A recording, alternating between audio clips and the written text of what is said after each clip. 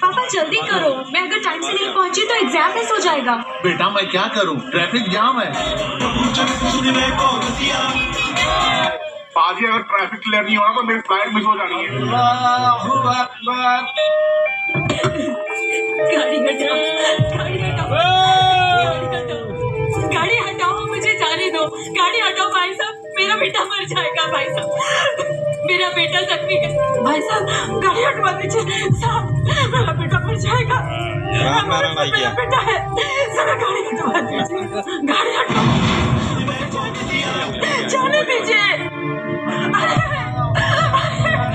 अरे आप लोग यहाँ से हट जाइए, आप लोग रास्ते से हट जाइए ना, मेरा बेटा मर जाएगा। एम्बुलेंस में मुझे जाने दीजिए ना, जाने दीजिए, मुझे जाने दीजिए पापा।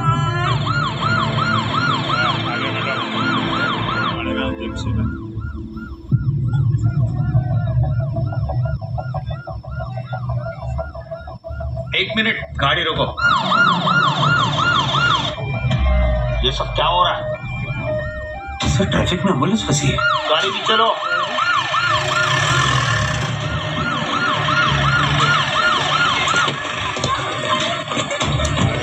Sir sir sir sir please आप गाड़ी में रहिए सर, हम देखते हैं सर। Sir please sir. नहीं इतना ट्रैफिक क्यों है? Cover the area fast.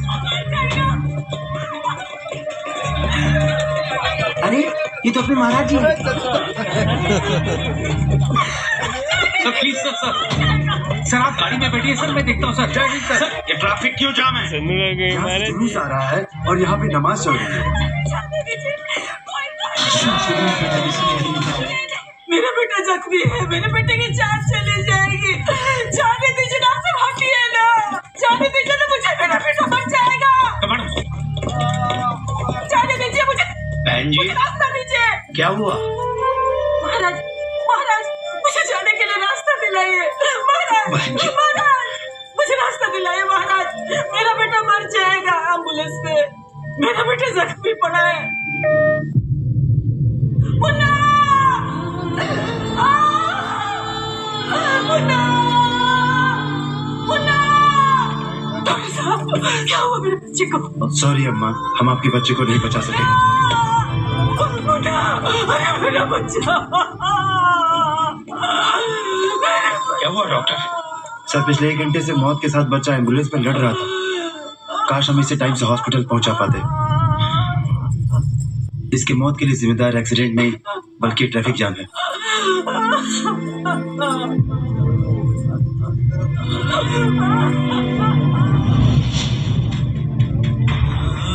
Sir पिछले 1 घंटे से मौत के साथ बच्चा एम्बुलेंस में लड़ रहा था।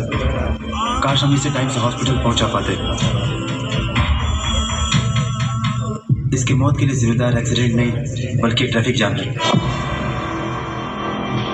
महोदय, कल का दिन मेरे लिए अत्यंत पीड़ादायक रहा। मैं रास्ते से जा रहा था और देखा एम्बुलेंस में एक बच्चा मौत से जूझ रहा था और ट्रैफिक के कारण वो एम्बुलेंस 5 से 10 से मस नहीं हो पा रही। अस्पताल पहुंचने से पूर्व ही उस बच्चे ने अपना दम तोड़ दिया और दुर्भाग्यवश इसका कारण था ट्रैफिक। और महोदय ट्रैफिक इसलिए था क्योंकि रास्ते के दोनों ओर धार्मिक अनुष्ठान चल रहा था।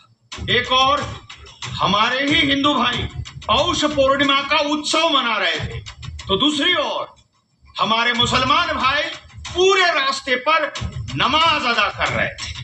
और इसलिए हमारी सरकार ने किसी भी सार्वजनिक स्थल पर धार्मिक या निजी कार्यक्रमों पर पाबंदी लाने का निर्णय ले लिया है।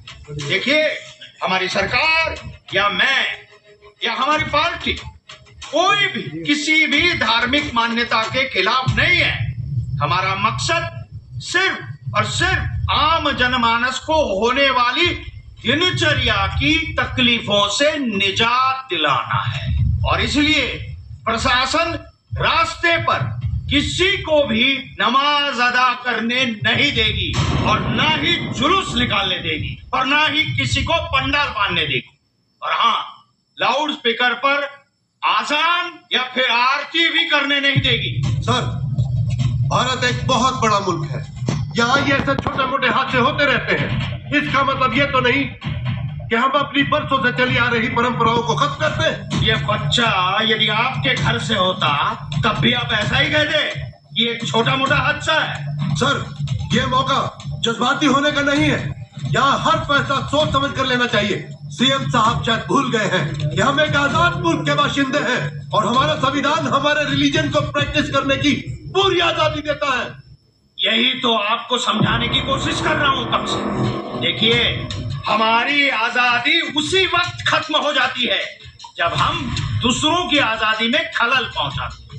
आपको आपकी धार्मिक मान्यताओं की पूर्ति के लिए कोई नहीं रोक रहा है, लेकिन इतना भी याद रहना चाहिए कि हम जब हमारा धार्मिक अनुष्ठान करते हैं तो किसी को तकलीफ न पहुंचे, इस मर्यादा का भी ध्यान रखना चाहिए। और हाँ, और एक बात, बाबा साहब आम्बेडकर के संविधान की कदर नहीं एक इंच इधर नहीं एक इंच उधर।